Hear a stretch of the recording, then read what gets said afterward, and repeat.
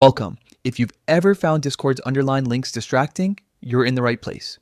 Today we'll walk through a quick updated way to turn off that feature so your chats stay clean and easy on the eyes. First, open Discord and head to your profile. You'll find this by tapping the profile icon located at the bottom right of the screen. This is your personal hub where all the customization happens. Next, tap on Settings. This opens the broader menu where you can adjust themes, privacy, notifications, and more. We're focusing on accessibility options, so we'll dive into that section next. Scroll down until you see accessibility. It's the area that houses features designed to make Discord easier to use for everyone. Tap into accessibility to reveal its settings.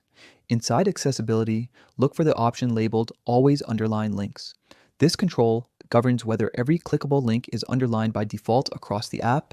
It's a simple toggle, but it makes a big difference in how your screen feels while you're chatting. Toggle off Always Underline Links. When you switch this off, links won't be underlined automatically, which can reduce visual clutter and make conversations feel smoother, especially if you're scrolling through long threads or dense chat channels.